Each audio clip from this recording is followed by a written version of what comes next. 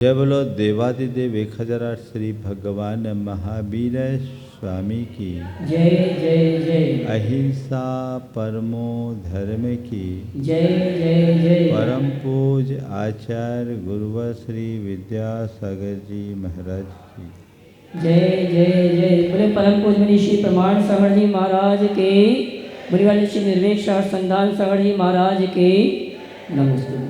तो प्रभु आराधना में लवलीन आचार्य मानतुंग भगवान की भक्ति करते करते भगवान मैं होते जा रहे हैं। विगत छंद में कहा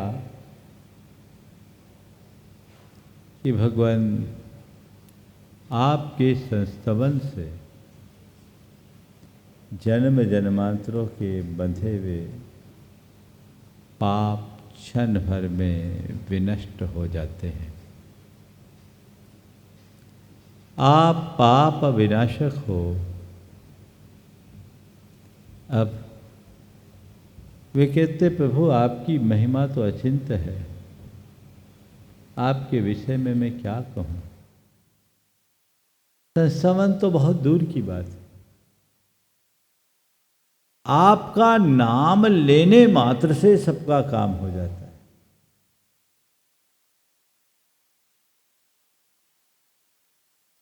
ये जीवन में एक अचिंत प्रभाव बन जाता है। बड़ी अद्भुत बात अगले श्लोक छंद में की जा रही है। पहले छंद लूं, उसके अर्थ को समझें, फिर इसके संदर्भ में जो विशेष कथनीय बात है वह सब करी जाएगी। आस्ताम तव स्तवन मस्त समस्त दोषम।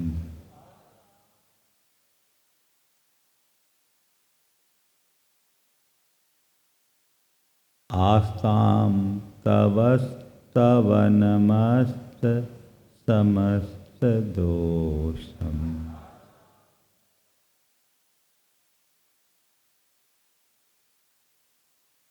तत्संखथापि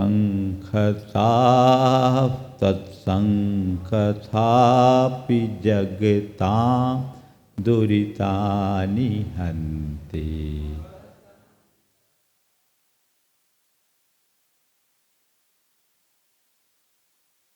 तत्संखथापि जगतां दुरितानि हन्ति।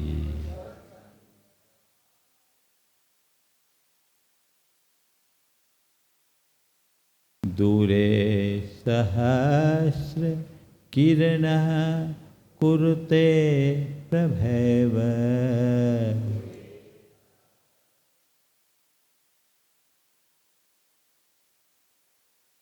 दूरे सहस्र किरणः कुरुते प्रभैव।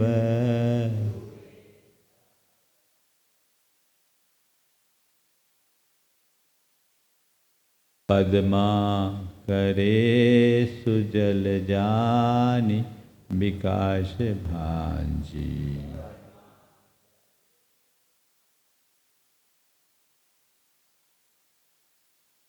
पद्मा करे सुजल जानि विकास भांजी।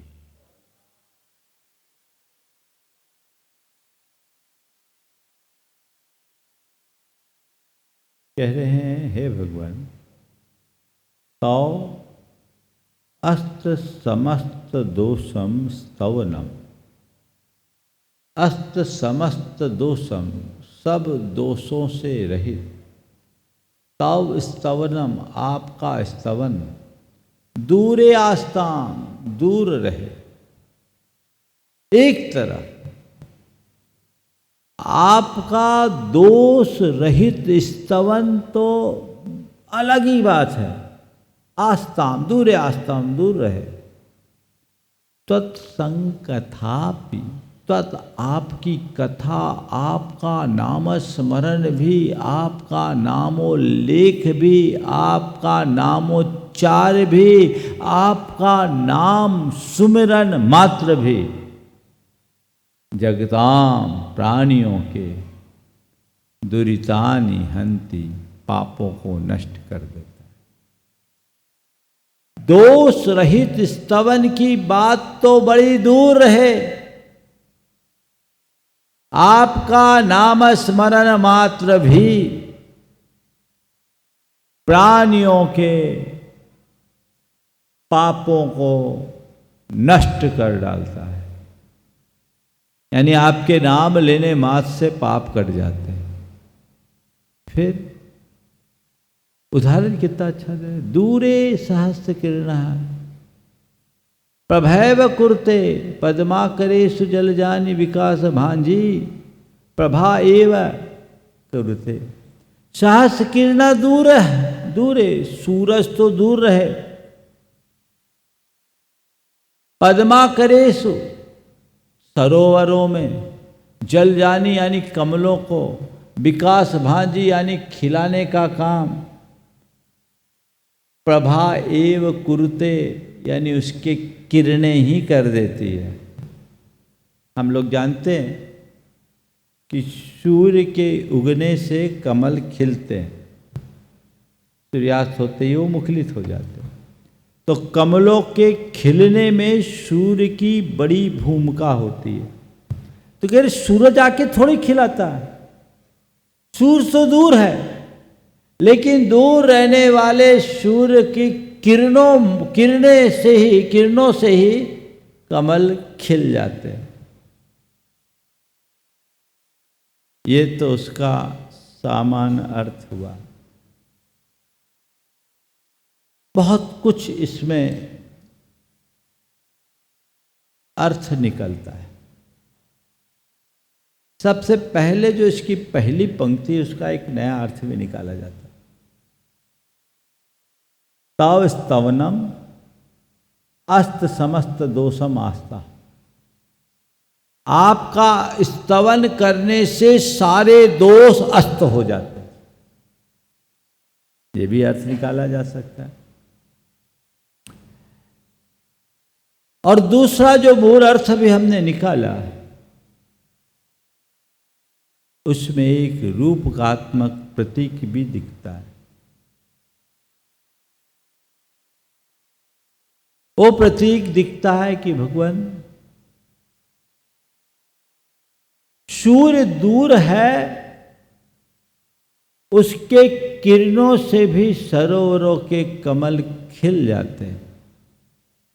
ऊपर कहा था कि कमल पत्र पर पड़ने वाली पानी की बूंद भी मोती बन जाती है ना। ये सब आपका प्रभाव है। यहाँ सूर्य कौन है, किरणें क्या है, कमल कौन है, सरोवर क्या है, मोती कौन है और कमल पत्र क्या है, स्तुति क्या है, थोड़ा समझिए। सूर्य है प्रभु परमात्मा। क्या है? प्रभु परमात्मा। कमल हम सब हैं भक्त। भक्ति है सरोवर, और किरणें हैं कृपा की। परमात्मा रूप सूर्य की कृपा रूप किरणें भक्ति रूप सरोवर में रहने वाले भक्त रूप कमल के हृदय को खिला डालती है। और जो शब्द हैं वे हैं पानी की बूंदें, और वे हृदय के उद्गार है जो निकलते ही स्तुति रूप, स्तोत्र रूप, मोती का रूप ले लेते हैं।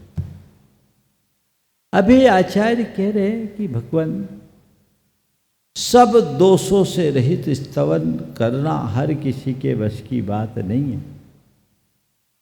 जिसमें छंद हो, अलंकार हो, रूपक हो, बिंब हो, अभिव्यंजना हो, प्रतीक हो, उन सब से मंडित कोई स्तोत्र हो, उससे कोई आपकी स्तुति करे, उसका कर्म झड़े, अच्छी बात। लेकिन जिनको ये सब चीजें नहीं आती उसके कर्म नहीं झड़ेंगे क्या? उसके भी झड़ सकते हैं।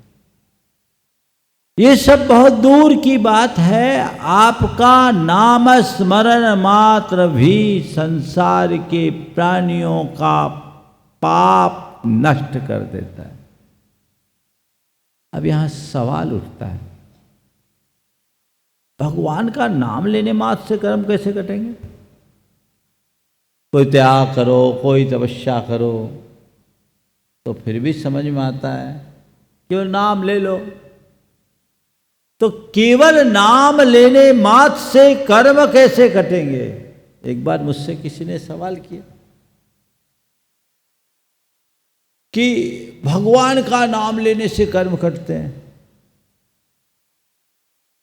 और उन्होंने एक बात और जोड़ी कि महाराज जी नमोकार से कर्म कटते हैं, नमो लोए सब साहुनम हम बोलते हैं, और सामने साधु परमेष्ठी विराजमान है, लाइव में है, वो सामने है, फिर नमो लोए सब साहुनम में कर्म कैसे कटते? आपके मन में भी कभी ये सवाल आया होगा? बहुत पहले किसी ने मुझसे ये पूछा था। मैंने कहा बिल्कुल आपका प्रश्न स्वाभाविक है, लेकिन इसे हमें समझना है। नाम लेने से कर्म कटते हैं,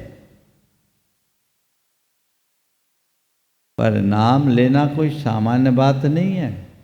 आप हर किसी का नाम लेते हो क्या? हर किसी का नाम लेने से कर्म नहीं कटेंगे।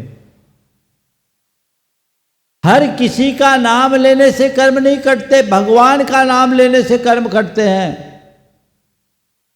अब भगवान कौन होते हैं? जिसको आप अपने हृदय के आसन में विराजमान कर पाते हो, वो भगवान होते हैं।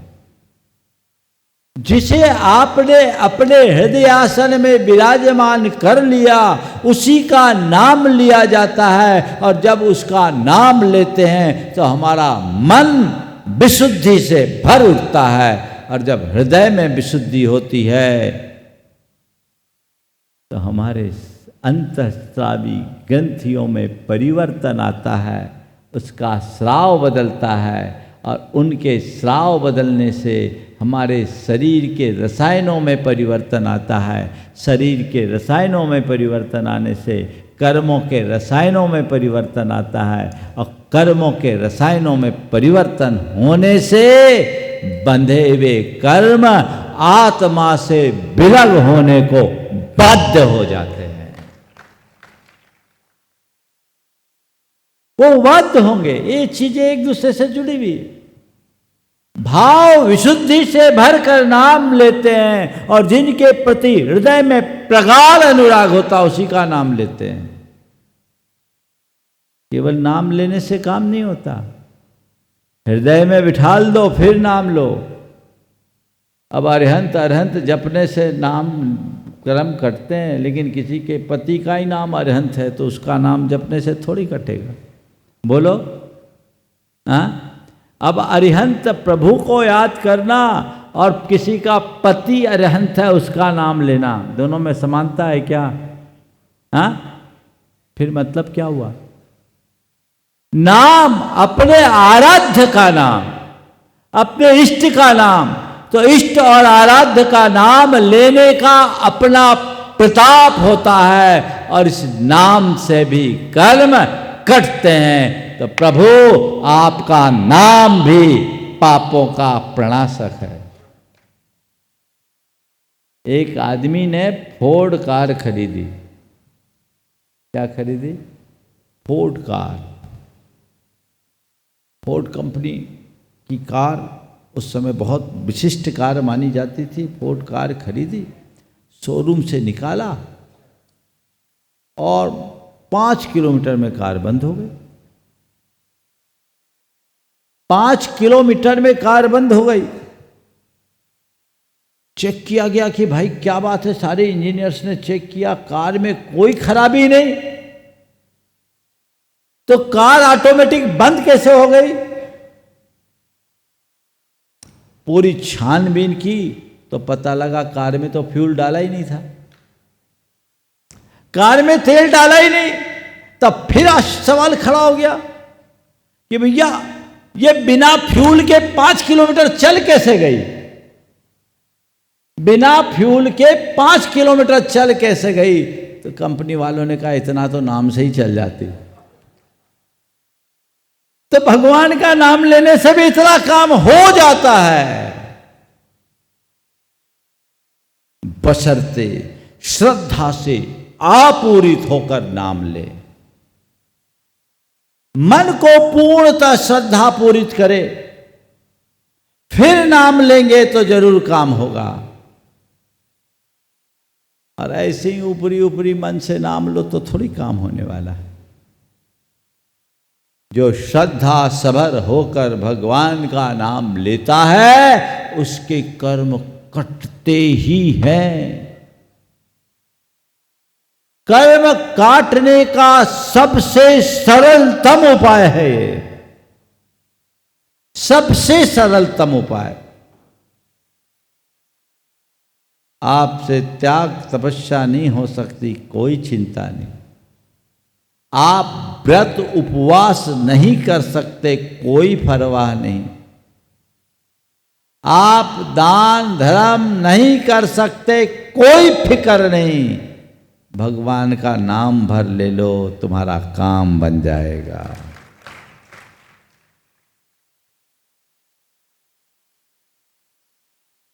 तुम्हारा नाम लेने से मेरा सब काम होता है।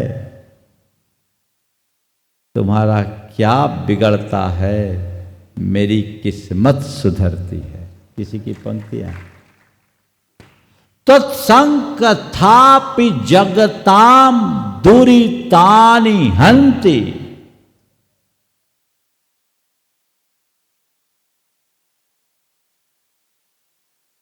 भगवान का नाम लेने से पाप कटता है।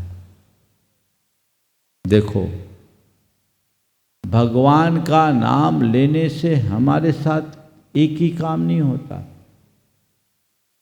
4 काम होता। पाप से बचते हैं, पाप कटता है। क्या हुआ? पहला काम पाप से बचना, दूसरा काम पाप का कटना, तीसरा काम पाप का छूटना, और चौथा काम पुण्य का बंधना। क्या क्या बोला मैंने? पाप से बचते हैं, पाप कटता है, पाप छूटता है, और पुण्य बंधता है।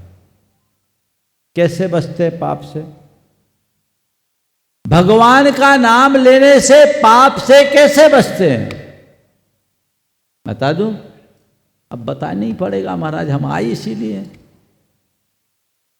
जितनी देर भगवान का नाम लेते हो, विषय कषायों से दूर होते हो कि नहीं? हाँ, उतनी देर पाप से बचे कि नहीं? बोलो। तो भगवान का नाम तुम्हें पाप से बचाता है कि नहीं? बचाता है। जोरदार स्वागत करो। पाप से बच गए? तो पाप से बचना चाहते हो? बोलो। तो क्या करना है? भगवान का नाम लेना है ना? तो लेना शुरू कर दो। भगवान का नाम लेने से पाप से बच गए। ठीक। फिर इतना ही नहीं, पाप कटता भी है। पाप कैसे कटता है सो भी हम बता चुके। पाप कटता है जब भगवान का नाम भाव विशुद्धि पूर्वक हम लेते हैं, हृदय में विशुद्धि का भाव जगता है, और बढ़ी हुई उस विशुद्धि के प्रताप स्वरूप हमारे अंतर का सारा पाप कटने लगता है। ठीक है, इसमें भी कोई बात नहीं है, तो आप मान रहे। कटना ही नहीं, पाप छूटता भी है। मतलब भगवान का नाम लेने से भगवान के प्रति अनुराग बढ़ता है कि नहीं बढ़ता? बोलो। जितनी हम भगवान का जितना जितना नाम लेते हैं भगवान से उतना उतना अनुराग होता है, और जितना जितना भगवान से अनुराग होता है उतना उतना विषयों से वैराग होता है। भगवान की अनुरक्ति ज्यों ज्यों बढ़ती है विरक्ति का भाव बढ़ता जाता है। और विरक्ति है क्या? पाप को छोड़ने का नाम ही तो विरक्ति है, इसी का नाम तो वैराग्य है। तो भगवान का नाम लोगे, भगवान के प्रति अनुराग बढ़ेगा, उसमें जितनी प्रगाढ़ता आएगी पाप का लगाव घटेगा, विषयों से आसक्ति मिटेगी। आसक्ति ही पाप है, और वो ज्यों ज्यों मिटेगी पाप छूटेगा। हाँ, तो भगवान के नाम लेने के कौन कौन से फायदे हुए? पाप से बच गए, पाप कट गया, और कटा ही नहीं, पाप छूट गया। जो प्रभु का दास होता है वो धीरे धीरे विषयों से विमुख हो जाता है, पाप छूटना शुरू होता है। और फिर जब भगवान का नाम लेते हैं हृदय में विशुद्धि बढ़ती है, उनके प्रति अनुराग बढ़ता है, तो फिर पुण्य भी बढ़ता है कि नहीं? हाँ, तो तत्संकथापि जगताम दूरितानि हंति की बात बैठी कि नहीं? हाँ, बैठ गई। तब क्या करोगे? भगवान का नाम लोगे कि नहीं लोगे? सबसे सरल उपाय, लेकिन यही सबसे कठिन है। भगवान का नाम नहीं लिया जाता, बाकी सब ले लेते हैं। बल्कि महाराज क्या बताऊं, जिस समय भगवान का नाम जपना शुरू करते उसी समय दुनिया की बातें ख्याल में आती है ना, सबका अनुभव। हाँ, उसी संस्कार को जागरूकता के बल से बदलना है। नहीं, मुझे अपने जीवन की धारा को मोड़ना। दुनियादारी, गोरख धंधे, पाप प्रसंग में तो हम सदियों से लगे। उनसे हटकर जब परमार्थ में अपनी बुद्धि को नियोजित करते हैं तभी जीवन को बेहतरी प्रदान करने में समर्थ हो पाते हैं। तो अपने जीवन को बेहतर बनाना है तो दुनियादारी से हटकर, पाप प्रसंगों से हटकर सत्कर्मानुष्ठान से जुड़ने का प्रयत्न करें, जो हम कुछ अच्छा कर सके। बहुत कठिन है। अच्छे अच्छे लोगों से नाम नहीं लिया जाता। गुरुदेव के पास एक सज्जन आए थे, बहुत पुरानी बात है, मड़िया जी में। डॉक्टरों ने जवाब दे दिया। लोग सोचे गुरुदेव से आशीर्वाद दिलाएं। मेडिकल के सामने मड़िया जी थे। वो आए, आचार्य महाराज ने कहा भगवान का नाम लो। सचेतन थे, सब कुछ थे। भगवान का नाम लो। एक बार बोले कोई रिस्पॉन्स नहीं, दो बार बोले कोई रिस्पॉन्स नहीं, तीसरी बार जैसे गुरुदेव ने बोला भगवान का नाम लो, चीखते हुए, चिल्लाते हुए जोर से बोला, बोला नहीं जाता। आचार्य महाराज ने अपना सिर पकड़ लिया, संबोधा, गया काम से। घंटे भर बाद उसका खेल ही खत्म हो गया, चला गया। बिरले भाग्यशाली लोग होते हैं जिनका भगवान से अनुराग होता है और अंत समय तक नाम ले पाते हैं। तो नाम लो, नाम सुमरन का अभ्यास करो, सब छूट जाए, बस भगवान का नाम ही हमारे मन में रम जाए।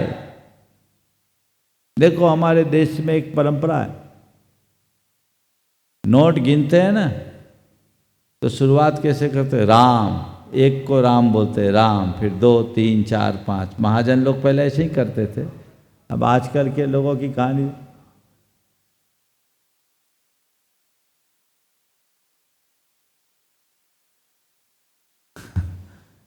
ये तो पूरा पहाड़ा ही सुना दिए। मैं तो एक की बात कर रहा हूं। राम मतलब हर काम में प्रभु का नाम। ये भूलो मत। नाम सुमरने की प्रक्रिया बहुत दुर्लभ। एक सेठ था, मरणासन्न था। आखिरी में सब चाहते कि भैया भगवान का नाम जपो, उससे कल्याण होगा, बाकी तो सब संसार का कारण। उसके बेटे उसकी सेवा में थे। काफी देर बाद होश आया। बच्चों ने कहा पापा आप चिंता मत करें, भगवान का नाम जपें। तो वो तो सेठ था, साहूकारी का धंधा था, ब्याज बट्टे का काम करता था। जैसे ही कहा भगवान का नाम जपो, तो भगवान का नाम कहाँ जपे, उसके ज़बान पे तो ग्राहकों के नाम रटे थे। जैसे कहा आप तो भगवान का नाम जपो, तो उसने कहा ठीक याद दिलाया बेटा, भगवान दास पंडित से 40,000 रुपये लेने हैं, पिछले 6 महीने से ब्याज भी नहीं दिया, वसूल लेना। बच्चों ने कहा ये तो उल्टा हो रहा है, भगवान दास पंडित की बात कर, भगवान का नाम ले रहे, भगवान दास पंडित कह रहे। उन्होंने कहा चलो ठीक है हम नाम ले लेते हैं, आप ठीक है वो हम कर लेंगे, आप तो राम राम जपो, आप तो राम का नाम जपो। बड़ा अच्छा बताया बेटा, राम भरोसे चौधरी ने भी 6 महीना से कोई ब्याज नहीं चुकाया।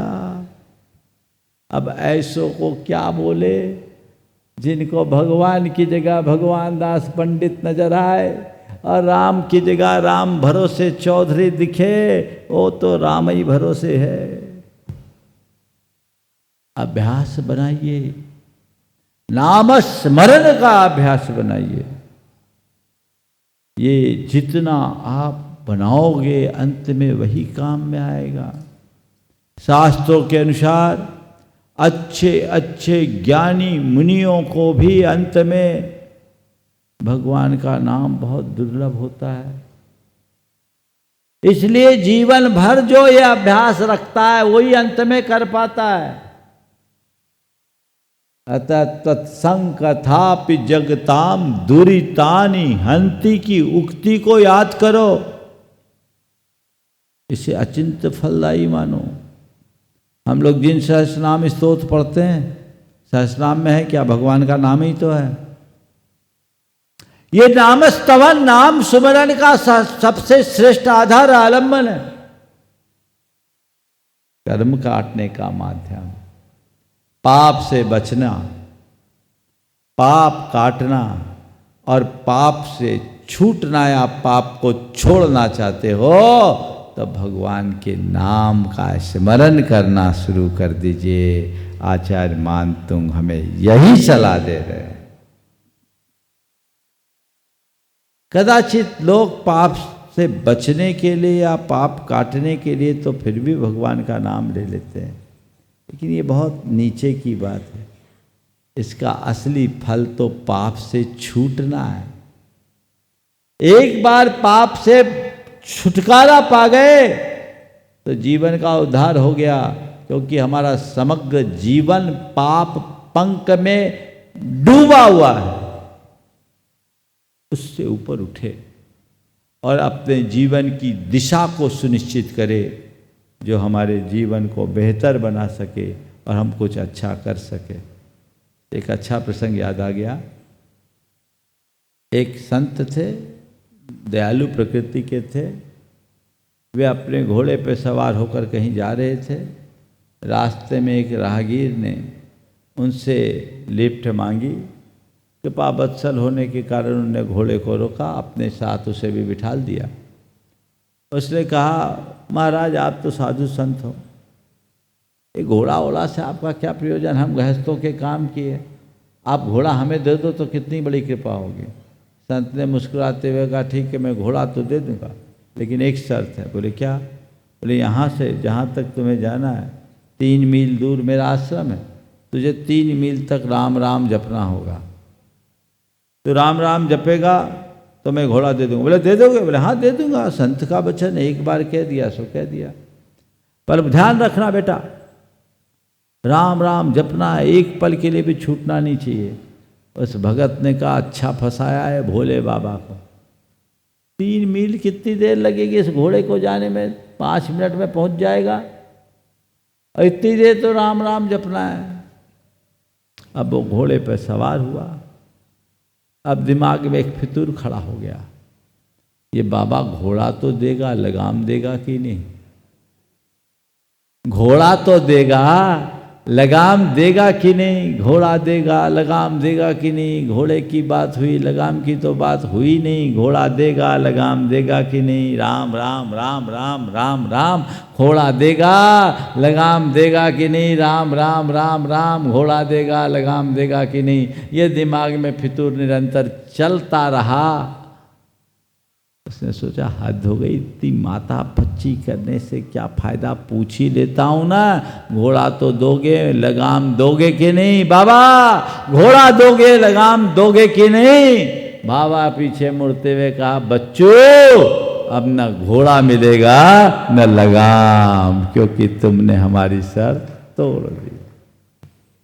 बहुत कठिन है, इसलिए कैसे नाम ले, अभ्यास बनाइए।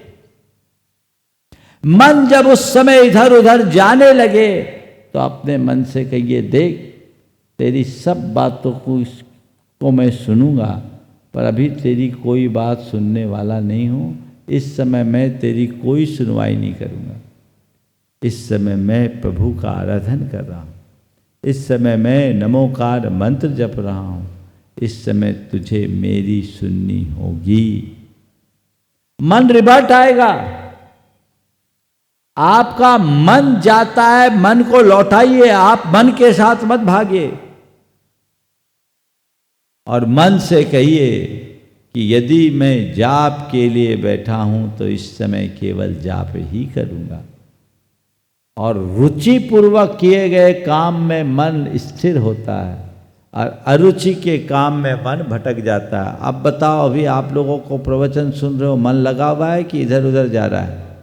हाँ लगा हुआ है ना? हाँ महाराज, कभी कभी चला जाता जब कैमरा सामने आता है ना?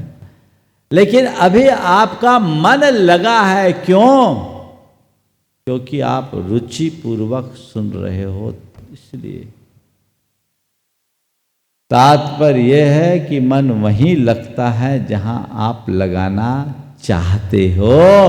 तो भगवान के नाम स्मरण में अगर मन लगाना चाहते हो तो रुचि पूर्वक नाम स्मरण करो, खाना पूर्ति से बचो। रुचि पूर्वक नाम स्मरण करें। अगर रुचि पूर्वक नाम स्मरण करेंगे तो सुनिश्चित तौर पर आपका मन लगेगा। अब अगला श्लोक, छंद। भगवान आपके नाम स्मरण की बात आप तो और आगे क्यों? आप तो बहुत छोटी बात है। आप तो जो आपकी शरण में आता उसको अपनाते हो। अपनाना भी बहुत छोटी बात है। अपना बना लेते हो, बोले ये भी छोटी बात है। अपनाते ही नहीं, अपना ही नहीं बनाते, बल्कि अपने समान बना देते हो। और इसमें मुझे कोई आश्चर्य नहीं दिखता।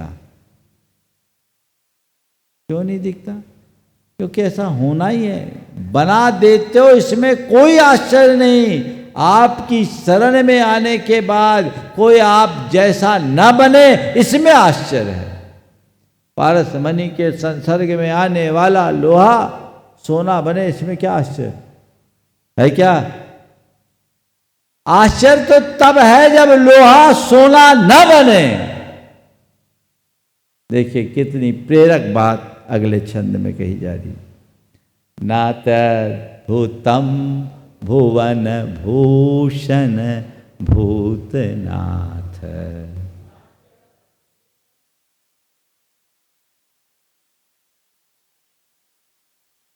नात्यद्भुतं भुवन भूषण भूतनाथ।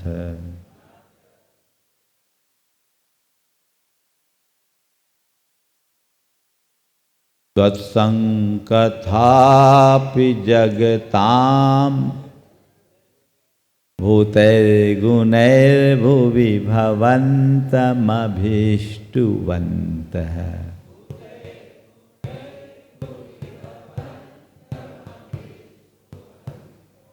तुल्या भवन्ति भवतो ननु तेन किं वा।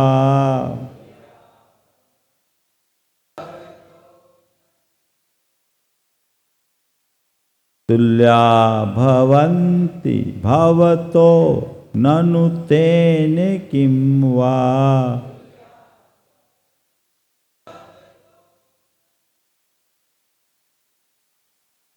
भूत्याश्रितं यहि भूत्याश्रितं य इह नात्म समं करोति।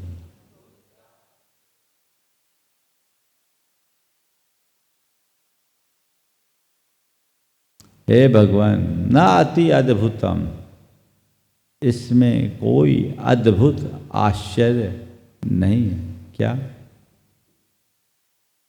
हे भुवन भूषण, हे तीन लोक के भूषण, हे भूतनाथ, हे प्राणियों के नाथ। न अति अद्भुतम, ये कोई अद्भुत कोई आश्चर्य की बात नहीं। क्या? भूतैर गुणैर भुवि भवंतम अभिष्टवंता। भुवि इस धरती पर, इस लोक में, भवंतम भूतैर गुणैर अभिष्टवंता, आपके भूतैर यानी विद्यमान, गुण यानी गुणों के द्वारा, अभिष्टवंत आपकी स्तुति करने वालों की, भवंतम अभिष्टवंत, भवंतम यानी आपकी, अभिष्टवंत यानी स्तुति करने वाले, भवताम तुल्या भवंती, आपके समान हो जाते हैं, आप जैसे बन जाते हैं। इसमें कोई आश्चर्य की बात नहीं है। ना तद्भुतम भुवन भूषण भूतनाथ, हे भुवन भूषण, हे भूतनाथ, भवंतम भूतैर गुणैर अभिष्टवंतः भवताम तुल्या भवन्ति इति न अति अद्भुतम। हे भुवन भूषण, हे भूतनाथ, आपके विद्यमान गुणों के माध्यम से आपका स्तवन करने वाले यदि आपके समान बन जाते हैं तो इसमें कोई आश्चर्य नहीं। फिर क्या है? न तेन किम वा, इसमें क्या है? कोई बड़ी बात नहीं है। क्यों? तो कह रहे भूत्याश्रितम यही नात्म समम करोति। इस श्लोक में आत्माश्रितम, अपने आश्रित रहने वाले लोगों को सेठ साहूकार भूत्या यानी धन वैभव देकर आत्मसमम न करोति। क्या नहीं करते? जरूर करते हैं। तो ये तो कोई भी कर देता। छंद का भाव, ये छंद बहुत विशिष्ट है। थोड़ी बात आज करूंगा, बाकी कल करूंगा। देखिए, सबसे पहली बात कि भगवान आपके विद्यमान गुणों के द्वारा आपका स्तवन करने वाला व्यक्ति यदि आपके समान बन जाता है तो इसमें कोई आश्चर्य नहीं है। क्योंकि लोक में भी सेठ साहूकारों की कोई सेवा करता है तो वो अपना धन उसे देकर अपने समान बना लेता है। तो आप तो तीन लोक के नाथ हो, भुवन भूषण हो, भूतनाथ हो, ये तो होगा ही। होने में कोई आश्चर्य नहीं, न होने में आश्चर्य। इस भक्तामर में कई आश्चर्य। सबसे पहला आश्चर्य तो ये कि आचार्य मानतुंग जैसे महान मुनि को राजा भोज जैसा राजा बंधन में डाल रहा है।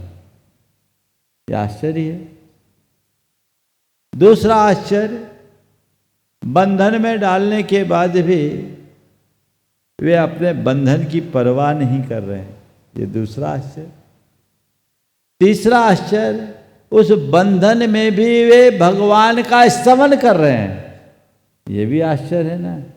और चौथा आश्चर्य, भगवान का स्तवन कर रहे हैं और बाहर का बंधन कट रहा है, भीतर का भी बंधन टूट रहा है। ये आश्चर्य है ना। इन आश्चर्यों के साथ ये बोल रहे भगवान आपके समान कोई बन रहा है, इसमें क्या आश्चर्य की बात? कोई आश्चर्य नहीं। ये तो होना ही है, होता ही है, होना ही चाहिए। आप कहो तो मुझे कोई फर्क नहीं पड़ता। जैन दर्शन में भक्ति का मूल लक्ष्य क्या है? बंदे तद्गुण लब्धे, आपके गुणों की प्राप्ति, भगवान की शरण पाना, भगवान की कृपा पाना, ये हमारे भक्ति का लक्ष्य नहीं है। भगवत्ता को उद्घाटित करना ही हमारी भक्ति का लक्ष्य है। जैन दर्शन एक ऐसा दर्शन है जो कहता अप्पा सो परमप्पा, आत्मा ही परमात्मा है। आत्मा और परमात्मा में कोई मौलिक अंतर नहीं है। जो आत्मा है वही परमात्मा है। अंतर केवल इतना है कि आत्मा में विकार है, परमात्मा विकार मुक्त है। जब हम परमात्मा को हृदय से स्वीकारते हैं, अंदर की विशुद्धि बढ़ती है, मन का विकार दूर होता है, तो ये आत्मा ही परमात्मा बन जाता है। इसलिए आपकी स्तुति करने वाले आपके समान बन जाते हैं। इसमें क्या आश्चर्य है? कोई आश्चर्य जैसा नहीं। ये जैन दर्शन ही है जो सामने वाले को अपने समान बना देता है। नहीं तो अपना आसन देने कोई तैयार नहीं है क्या? सब अपनी सीट के चक्कर में लगे रहते हैं। पर हम तो चाहते हैं आप आ जाओ हमारी सीट में, आप ही लोग पीछे हो। दूसरी जगह कोई ऑफर नहीं करेगा, पर भगवान कहते तुम मेरी सीट पे आ जाओ, हम तैयार हैं, आ जाओ। भगवान कहते हैं मेरे बाजू में बैठ सकते हो। बोलो, है कहीं व्यवस्था? ये जैन दर्शन की विशेषता है जो आत्मा को परमात्मा बनाने की बात करता है।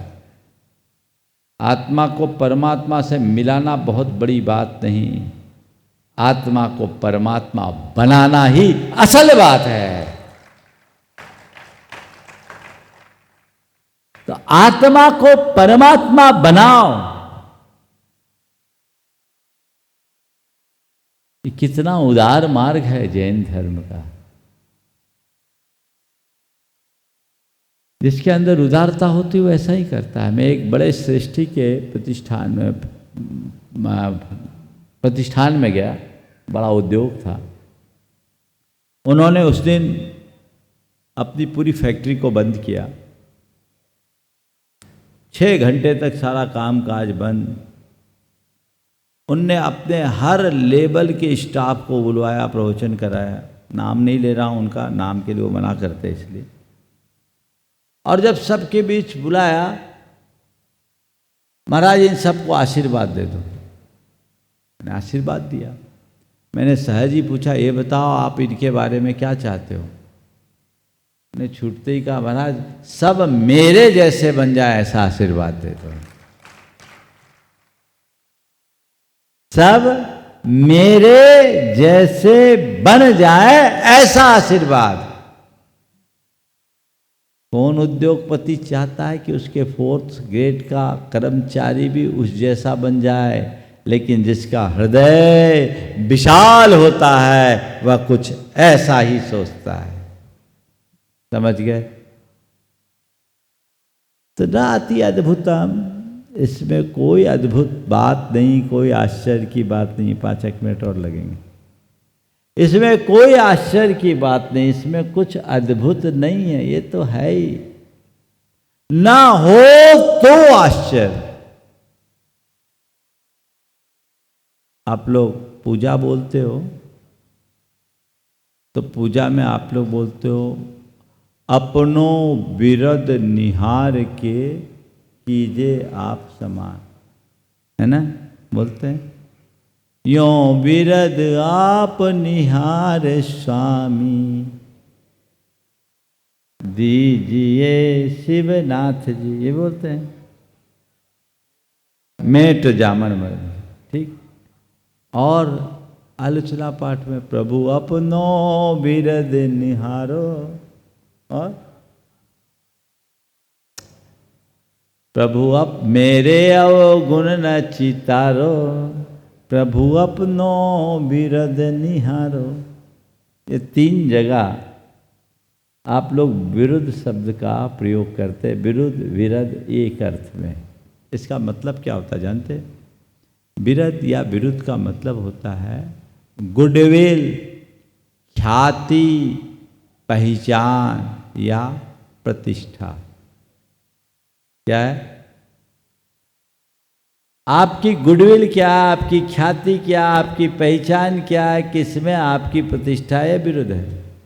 भगवान, मैंने तो ये सुना था कि आप पतितोद्धारक हैं, आपके निमित्त से अच्छे अच्छे पापी तर गए, और मैं यही सुनकर उसी आकर्षण से आकर्षित होकर आपके चरणों में आया, आ गया। मैं पापी हूं पक्का है, और आप पतितोद्धारक हो ये भी पक्का है। अब मैं आपकी शरण में आया, आप मेरा उद्धार करोगे तब तो ठीक ही है, आप पतितोद्धारक हो, आपके साथ टाइटल लगा है, और मैं पापी हूँ, मेरे साथ पापी का टाइटल लगा है। अगर आप मेरा उद्धार नहीं करोगे तो मैं तो पापी का पापी ही बना रहूँगा, लेकिन आपका नाम खराब हो जाएगा। इसलिए अब आपकी शरण में आ गया। अपनों विरद निहार के कीजिए आप समान। अपनी प्रतिष्ठा बचाइए, अपनी गुडविल आपको बचाना है। यो विरद आप निहार स्वामी मेट जामन मरण जी। अब अपना विरद जानो, मेरा जन्म मरण से छुटकारा दिलाओ। मैंने अपना काम कर लिया, अब आप अपना काम नहीं करोगे तो आप बदनाम होगे। मेरे अवगुण न चितारो प्रभु, अपनो विरद निहारो। मैं तो अवगुणी, पापी, दुष्ट, दुरात्मा हुई, टाइटलाइज। अब आपका काम है कि मेरे दोषों को माफ करना, और न केवल दोषों को माफ करना अपितु दोषों को साफ करके अपने समान बनाना। ये अद्भुत है। तो इस प्रकार से यहां पर कोई आश्चर्य जैसी बात नहीं है। हमें आपकी शरण में आने के बाद आप जैसा बनने का भाव आ रहा है। इस छंद में 11 बार भ शब्द का प्रयोग है, भ अक्षर का, भकार का 11 बार प्रयोग।